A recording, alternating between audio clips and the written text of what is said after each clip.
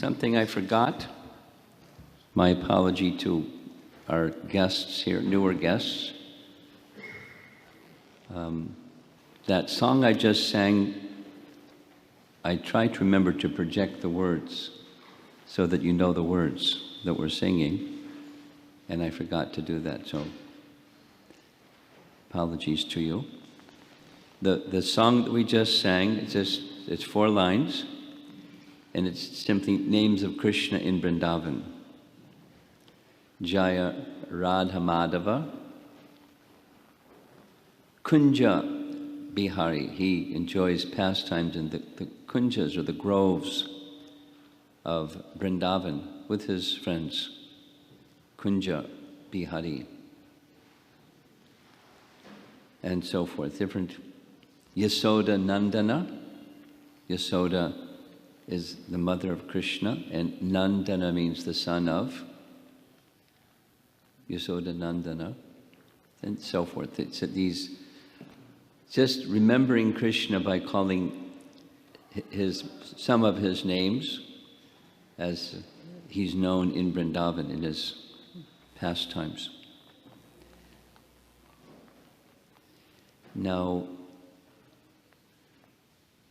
because this is a Sunday program, there's newer people, so I'm going to orient the topic specifically for our newer people.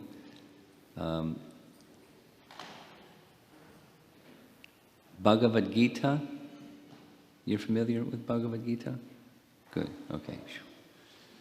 The person who is receiving the message of Bhagavad Gita is Arjuna, and Arjuna is not only Krishna's devotee, but there's a relationship of friendship, according to our devotional teachings, in the spiritual world, where everyone is connected in harmony and a loving relationship with Krishna. There's 5 primary categories of relationships, or rasa, 5 primary rasas. Neutrality, friendship, servitorship, friendship, neutrality, servitorship, friendship, parental affection, and conjugal love. These 5 are primary rasas, or relationships. And Arjuna's relationship is Krishna's friend. At the same time he's Krishna's friend, he understands Krishna's position as the source of everything. But the intimacy of their relationship is such that sometimes the intimacy eclipses the understanding of Krishna as the source of everything, such that, for example, Arjuna becomes the chariot driver. Krishna becomes the chariot driver. Chariot driver, what does that mean in our culture? There's no chariots to drive. But you could say like a chauffeur, your taxi driver. He's just taking Krishna wherever, or taking Arjuna wherever Arjuna wants to go. Take me into the middle of the battlefield, so he goes into the middle of the battlefield, under the indication of Arjuna. So he takes a subordinate position, although he's the source of everything, the ultimate supreme conscious being, because of that intimacy of friendship. So that's a spiritual picture of friendship. And when Krishna had his pastimes in Vrindavan, he had many, many friends, and varieties of relationships amongst those many, many friends. And here in this world, there's a reflection, according to Bhagavad Gita. It's a very practical metaphor. The metaphor of a tree and a lake, and the reflection of the tree in the lake. In the reflection of the tree in the lake, everything's upside down. The branches are growing down, and the roots are growing up in the reflection. chapter 15, Bhagavad Gita. Then there's the tree that's on the bank, and the branches are up and the roots are down.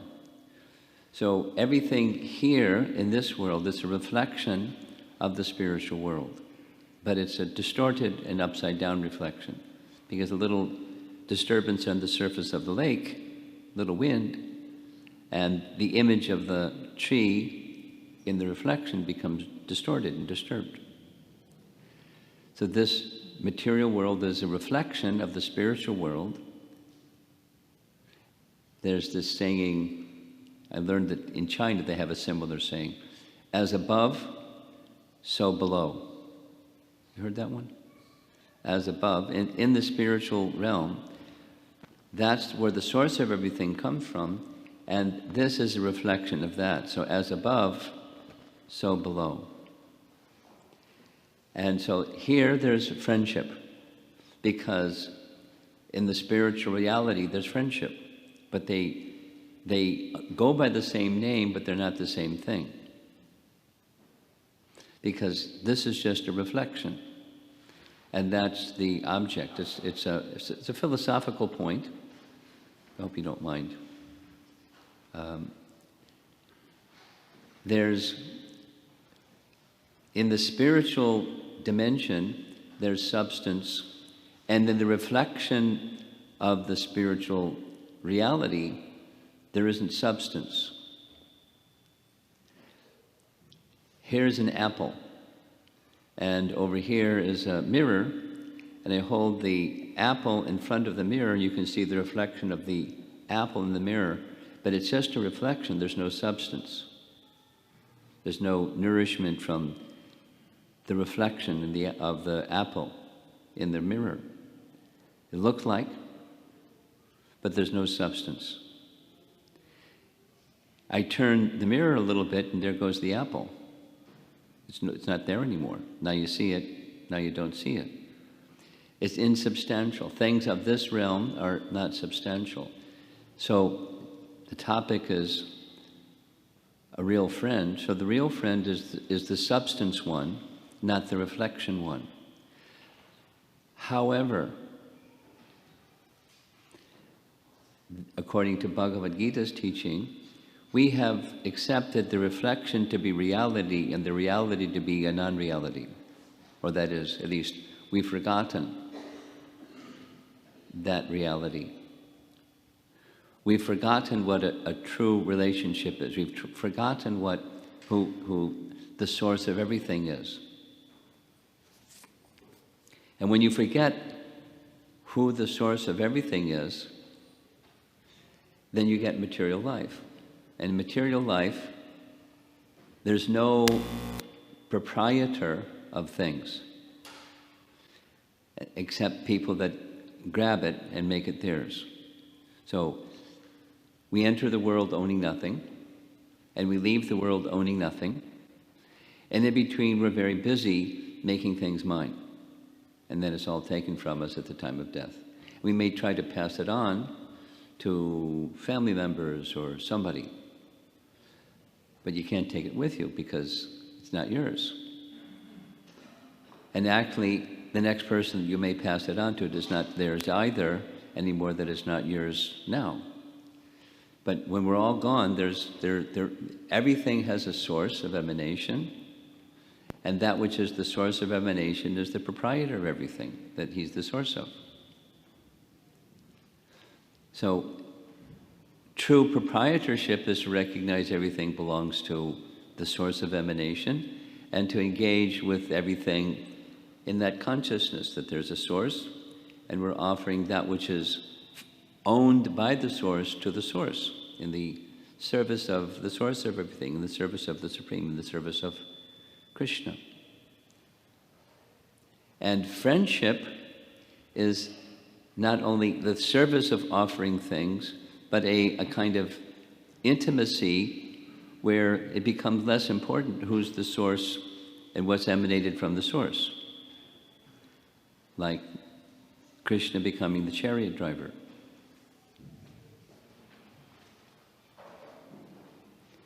There's a nice story that I'll narrate. It's since you all know who is Krishna, I'll give a little description of Lord Chaitanya.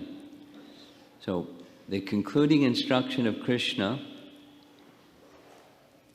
in Bhagavad Gita is this very famous and celebrated verse, Sarvadharmam parityaja mamekam sharanam vraja aham tvam sarva papebhyo moksha yishyami ma suchaha. Where Krishna is saying, I've given so many teachings and so many principles to live by, but all of those principles to live by, dharma, they're subordinate to one. And that one that they're all subordinate to is mam ekam sharanam. Sharana means to surrender. Surrender to me alone. Just like in the center of the temple room here, there's a chandelier. It's costly. It's made of crystal. It's not just glass or plastic. It's expensive crystal. And it's all very nice when it's hanging from that chain that's connected to the beam running across the roof. So the lights are nice and the light diffuses through the crystal and so forth, but it's not as beautiful if it's not suspended from the ceiling. If it's just lying on the floor, it's not as beautiful. Its function is to be suspended from the ceiling. So similarly, all the principles that are taught in Bhagavad Gita, they're important and they're valuable and they have some strength to them, but they're subordinate to one thing. And that one thing is Mam Ekam Sharanam, surrender to Krishna. So Krishna came, in part, to restore that teaching which the people of his time, some of the people of his time, had forgotten. And then after Krishna departed, the description goes like this. Krishna was considering, after my departure, the next age of mankind begins. Kali Yuga begins. Because Krishna appeared during a previous age of mankind, called Dwarpa Yuga, and after Krishna's departure, shortly after Krishna's departure, the next, like this is winter. And we know what follows winter is comes spring, and what follows spring comes summer, what follows summer comes fall, and winter follows fall. So they cycle, the seasons cycle, and ages of mankind similarly cycle. Vedic picture of time moves like that. So after Krishna's departure, another, you could say, season, another age of mankind comes. And in this present age of mankind, everything diminishes.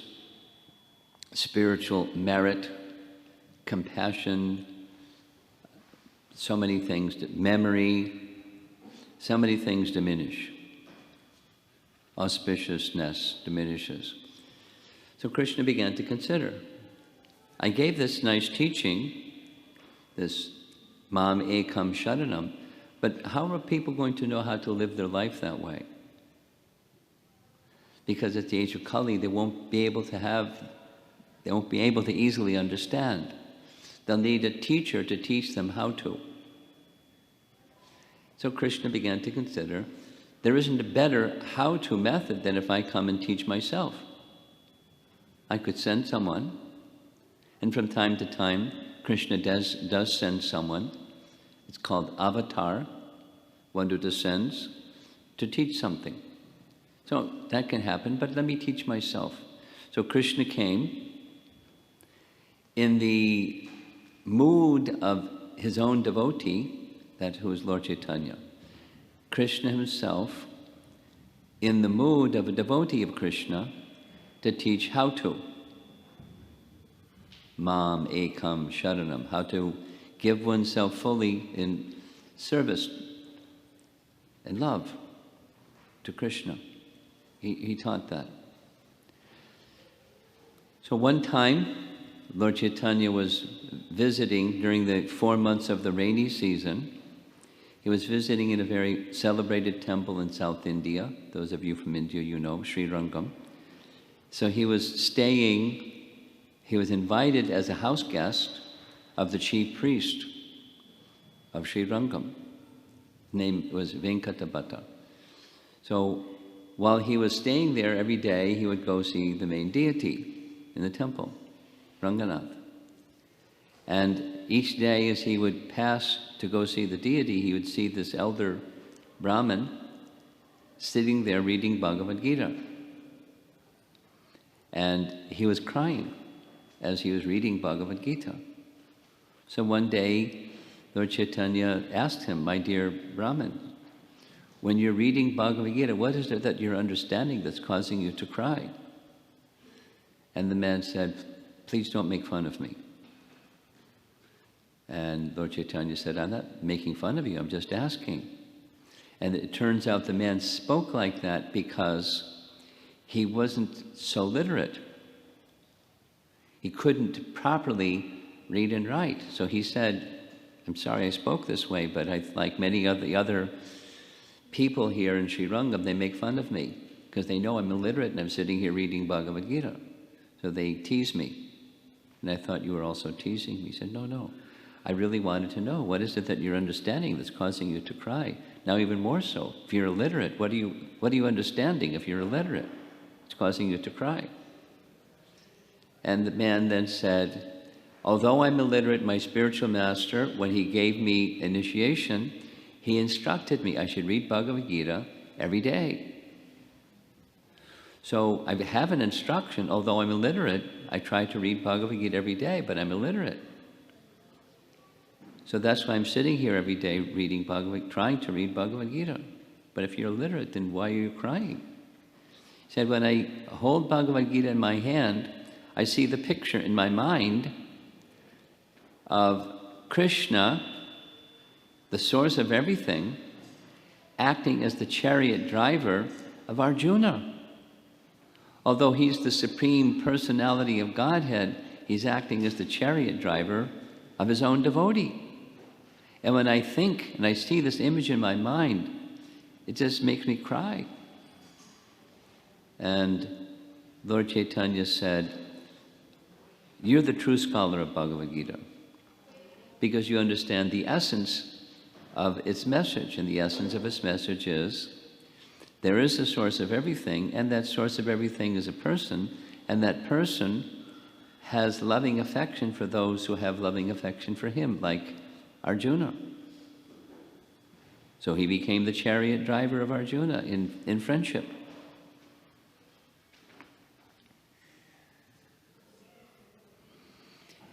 Now, in the world, there's different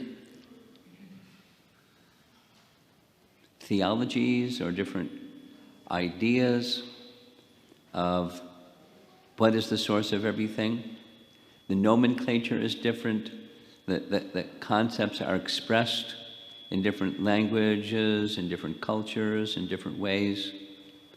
But something that I've learned over the years,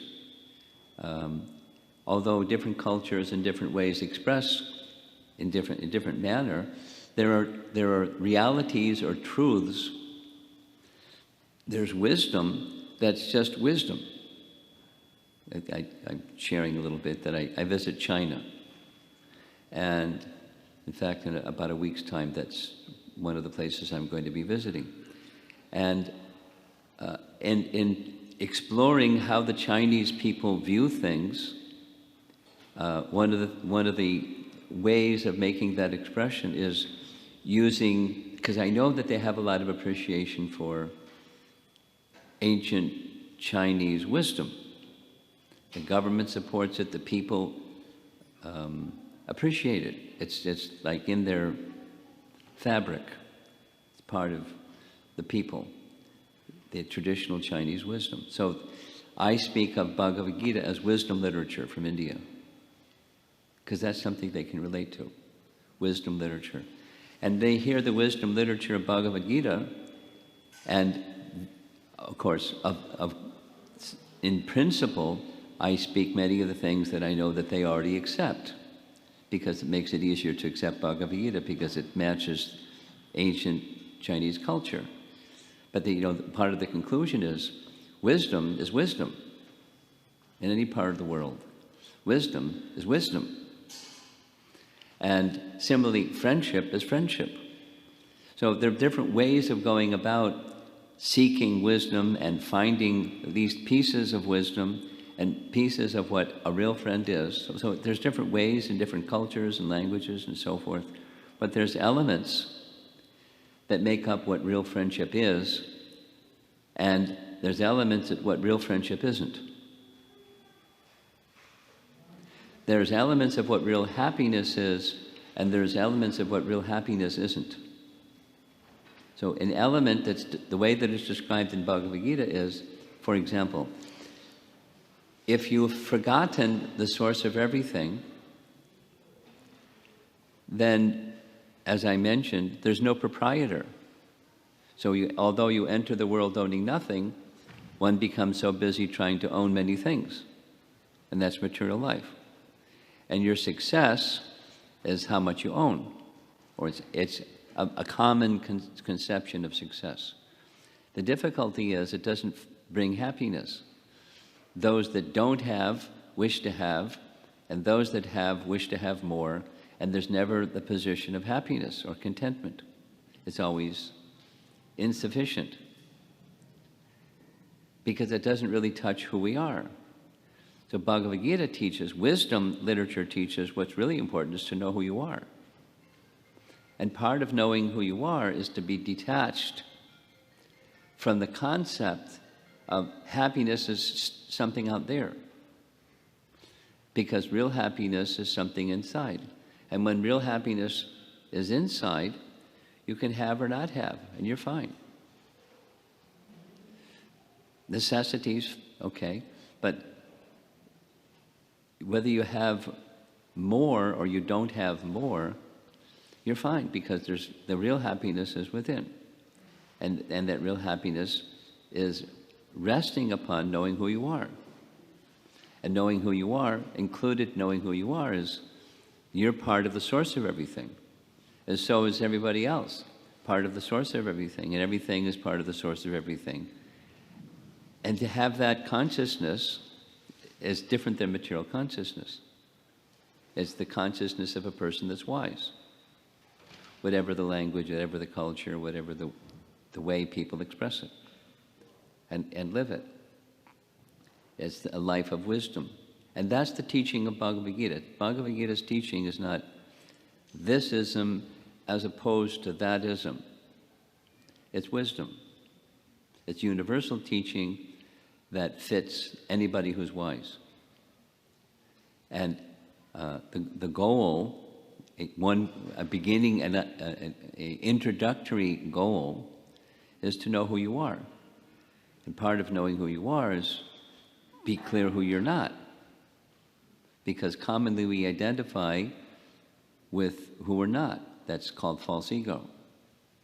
The misconception of the body is the self. And when you have that misconception of the body as the self, you lose who you really are. And you lose what real happiness is, and you lose a lot. Because it covers the original and real consciousness, including what real friendship is.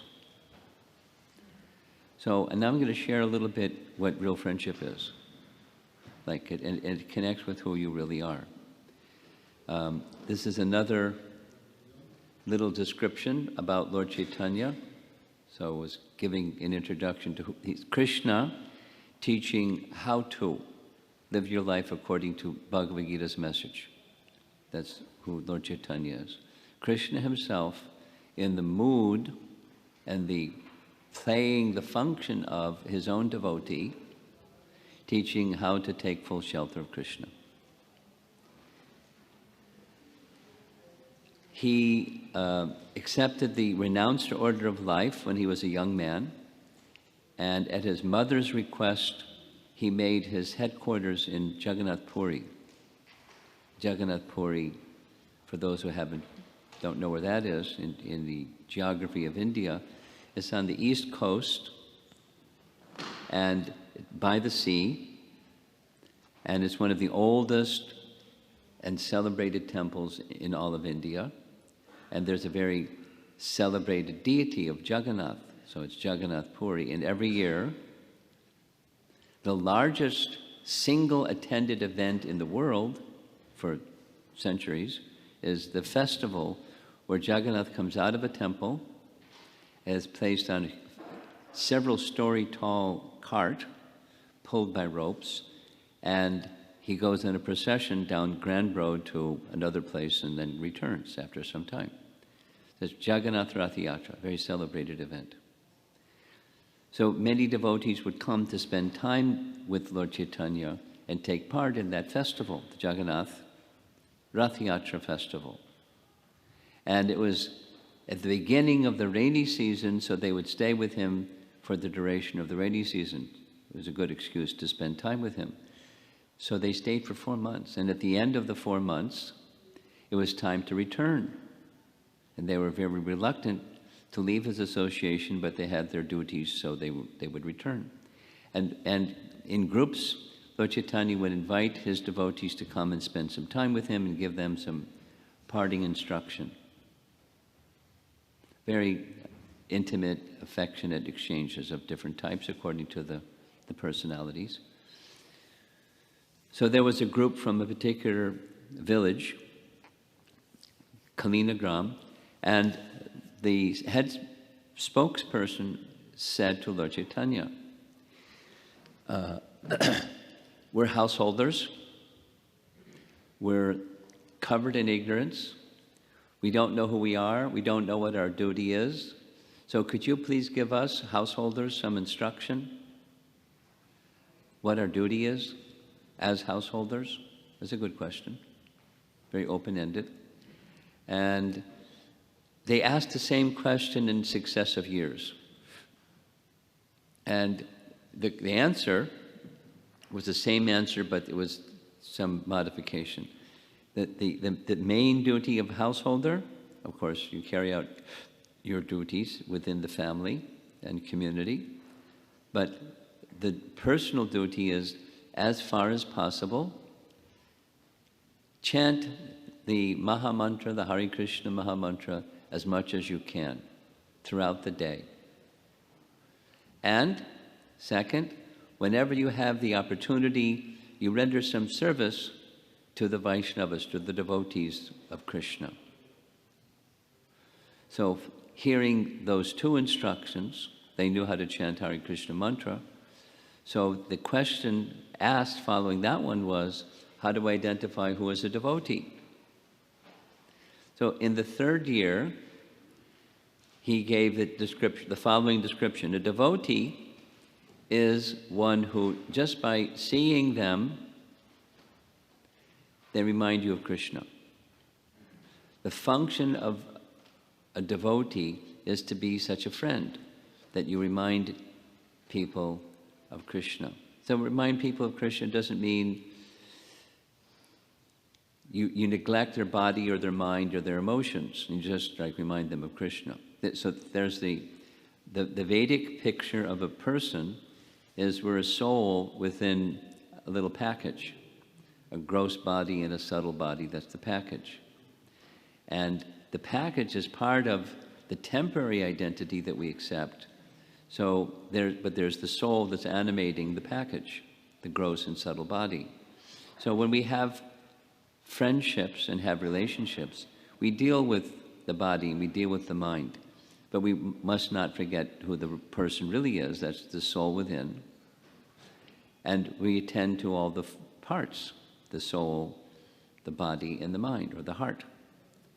And that's the package. So when we have relationships with others, the essence of whatever it is that we may do, if it's being a friend or being a parent or being a whatever it is, we may do some things that are in relation to the bodies and the minds of one another, but the function of friendship is to remind people of Krishna, because That's who we are. We're part and parcel of Krishna.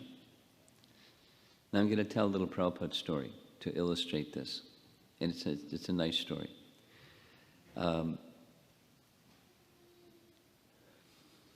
Prabhupada was, in his earlier days, he was a householder. He was married and had several children. And as the children grew up and became of mature age, he entrusted his personal business to the sons and entrusted the care of his wife with the business to his sons. And he went to take a more renounced position living in Vrindavan. He lived in Vrindavan for some time. And his spiritual master had instructed him to take these teachings of Lord Chaitanya, the teachings of devotion, to the English-speaking parts of the world. So he prepared himself for some period of time, nearly a decade, and then he came to America.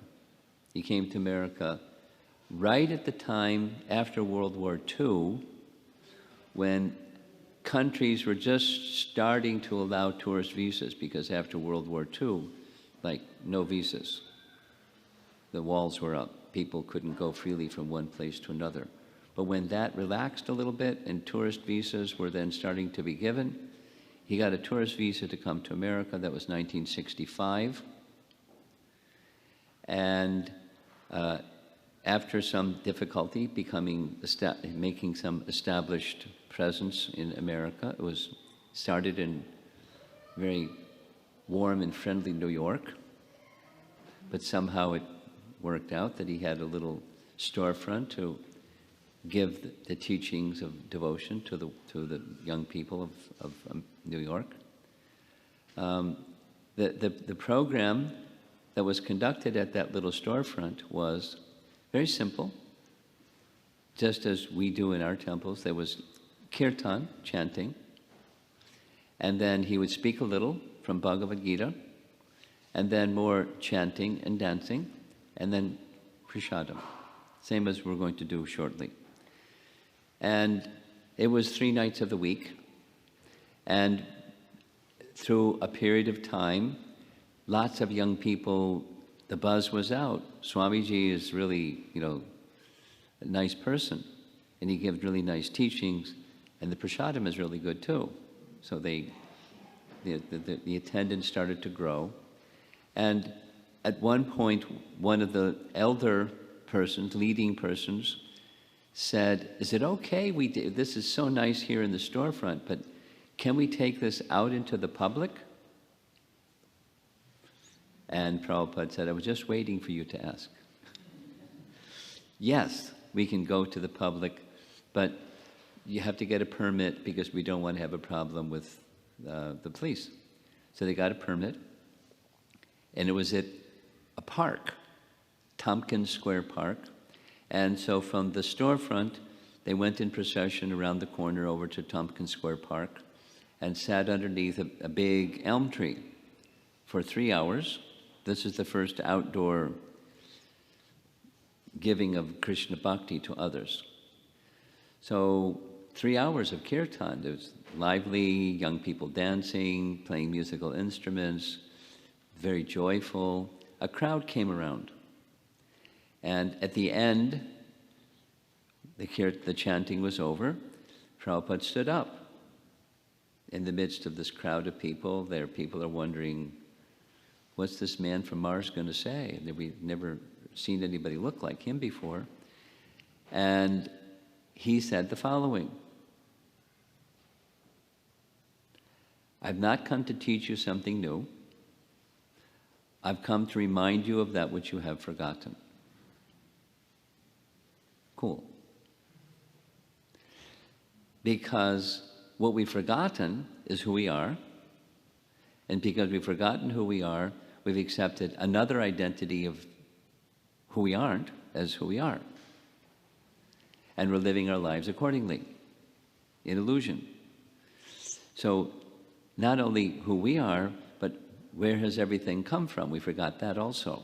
It's knowledge according to the wisdom literature of the Vedas that knowledge we already know, but it's forgotten. It's covered by illusion, and as illusion is removed by awakening of that dormant knowledge, then we can remember what we've forgotten. The whole picture. It's already there. It's a very different process than bringing some information from out there, putting it on your hard drive, and then you can recite and get an A in your exam and get a job. That's a different kind of knowledge than this kind. This kind of knowledge is knowledge that's already there. It just is to be awakened. And the method for it to be awakened is sound.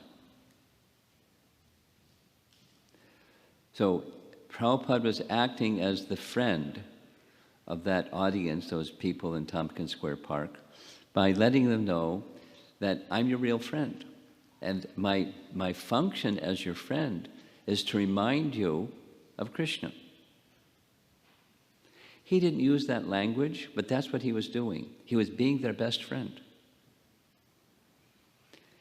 In Bhagavad Gita, those of you that like reading Bhagavad Gita will know, there's at the end of the very last verse of chapter 5 Bhagavad Gita, Krishna speaks of him, that's Krishna, being Suradam Sarva Dehinam. He's the best friend of Sarva Dehi, those who have bodies. All embodied beings, he's the dearmost friend because he's situated in the heart.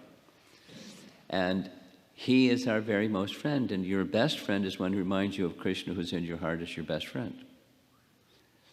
Now, we may do so many other things as family members, community members, etc., etc., etc., etc. We have different kinds of relationships, but you can be the best friend or the best mother, best father, best citizen, best whatever, if that core function is part of what your life is made up of. That is, you act as the friend. You're the true well-wisher of others. Again, the shape and form and culture and language and the color of the whole thing can look very different. It's not a cookie cutter, it's got to look like this kind of formula. It's a principle. Being someone's friend in all the varieties of relationships that we have in our lives. And I want to share one other final little story. It's from Lord Chaitanya. And Lord Chaitanya, to help fulfill the function that he came, those that you came a little bit late, Lord Chaitanya is Krishna himself teaching how to live your life according to the Bhagavad Gita teaching. That is, take full, Mam Ekam Sharanam, take shelter of Krishna. So one of the ways to do that was to awaken the consciousness within the soul, the consciousness of being in service to Krishna. Very simple example. Many of you cook, or at least you have a kitchen in your house or apartment or wherever you live. So in your kitchen, probably there's some kind of lentil or bean, or if you're from India, it's dal. You have it, you keep it in a jar or a bag or something like that. And at some point, you may want to have bean sprouts. So it's a really simple, it can just stay in that bag for years, probably for hundreds of years, because there's a nice packaging system by nature, nice shell, but however long you keep that in the bag or in the jar, it's just going to sit there until you're ready to sprout. You reach in, take some out, and the sprouting process is very simple. There's life inside, but it's dormant. And when you place that seed in some water by the light of the sun on a dish or something, that's it. And the life that's in starts to wiggle. and the hard shell gets a little softer, and the life starts to manifest, and a little sprout comes out through little shoots, and the hard shell falls off to the side, and you got, the life that's inside becomes manifest, and you just keep growing that sprout, and it becomes a plant that produces more seeds and more sprouts. That's nature's way. Similarly, as within the bean seed, so also within the heart, there's dormant consciousness of who we are and our eternal relationship with the source of everything. It's already there,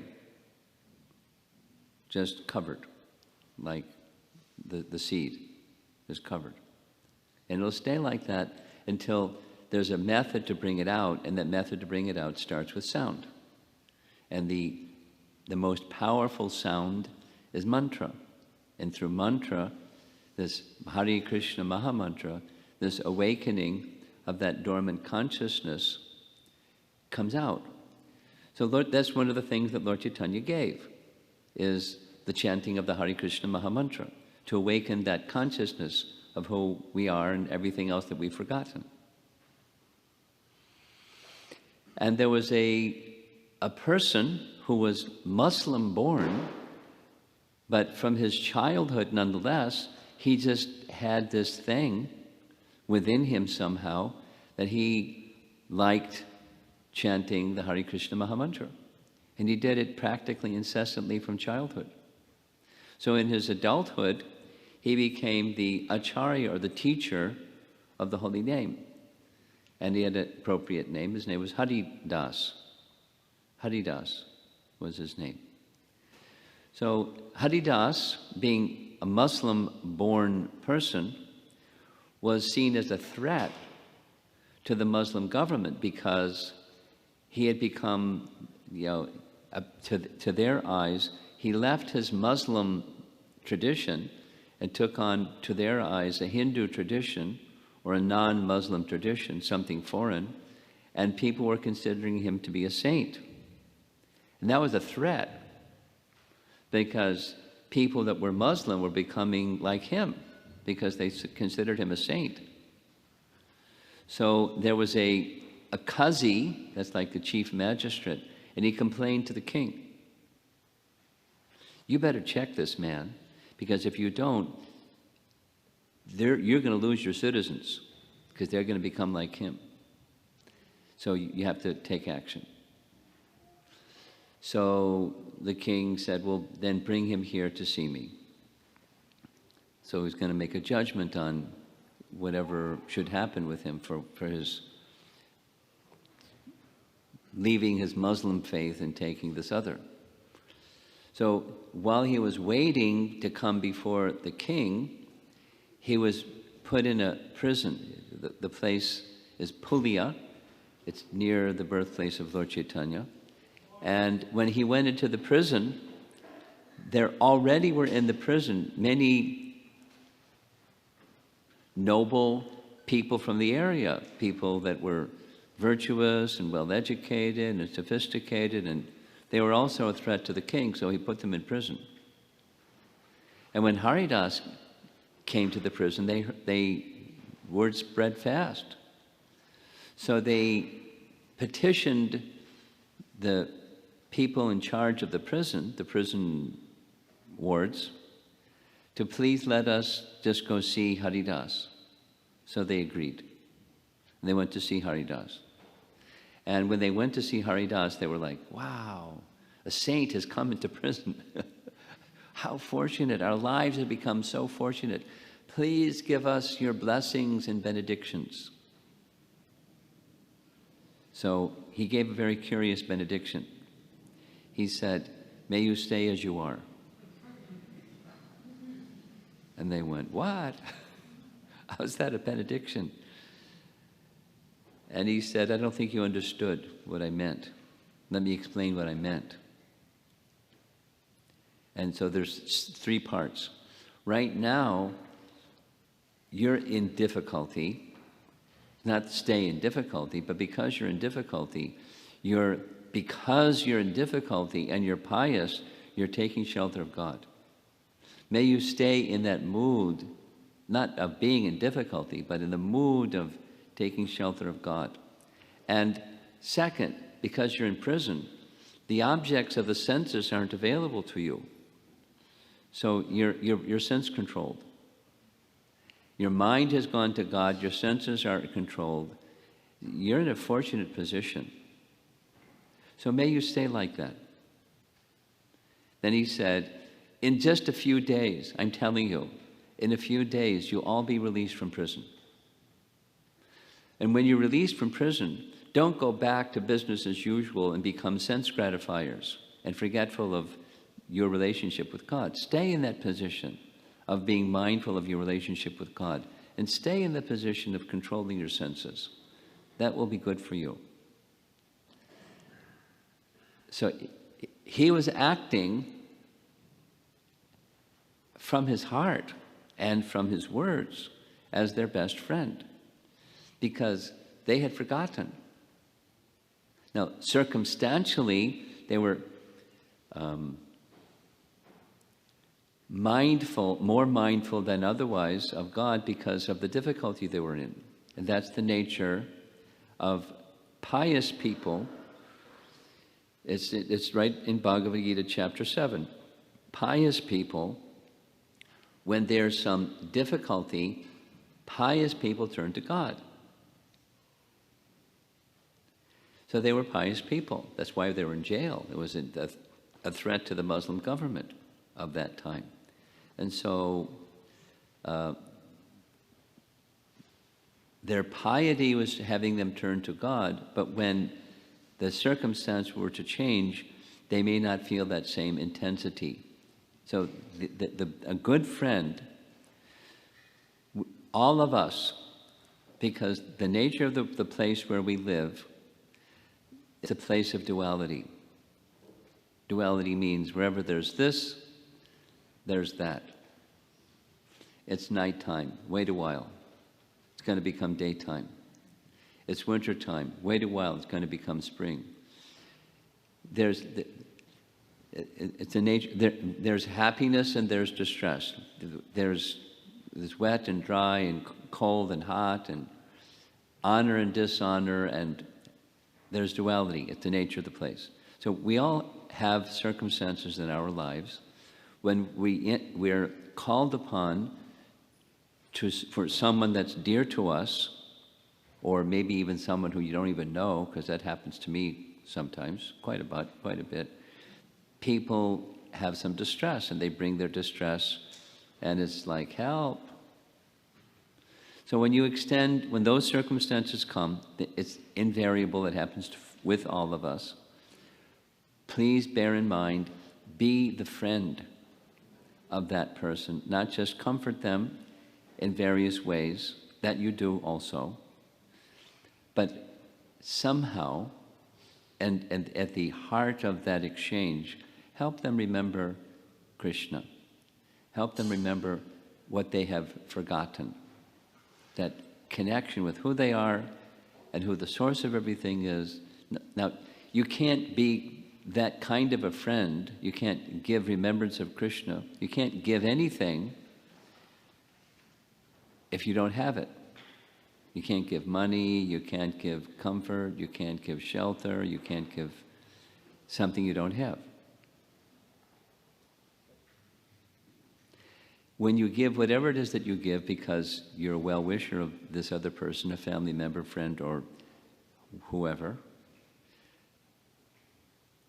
the best friend is one who reminds others of Krishna, just like Hari does. And that's how you can be a best friend, and that's who your best friends are. Not just people who help you out when you're in a difficult situation. That's part of friendship, but that's the reflection part of friendship, and the essence of the friendship, that tree that has its reflection in the lake, is that connection with the source of everything.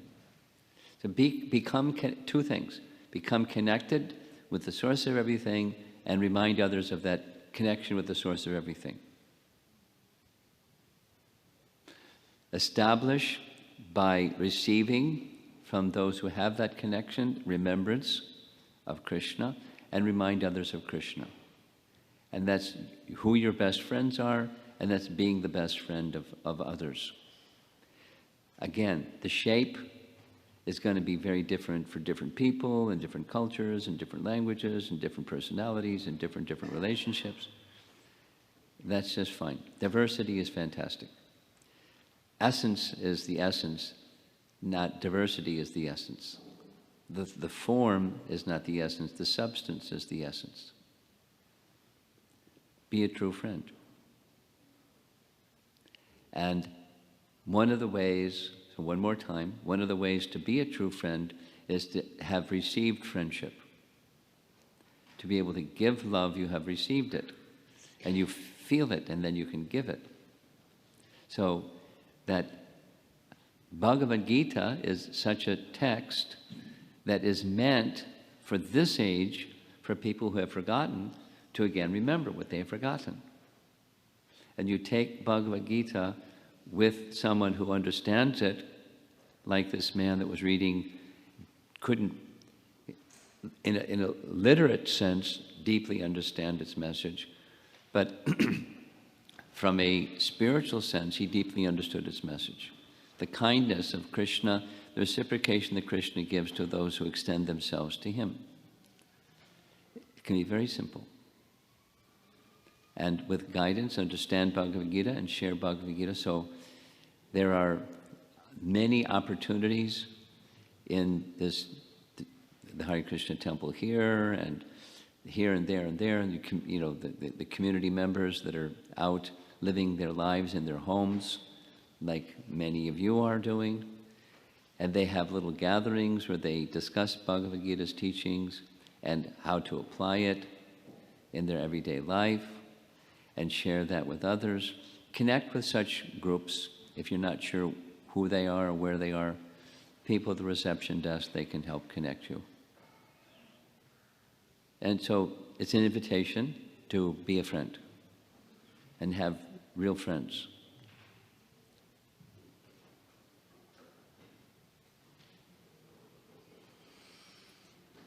So that's our topic for the evening. Now he's got a microphone in case somebody would like to discuss something about this a little bit further. We take some questions. Any thoughts or comments you'd like to share? If not, we'll go on to the next thing.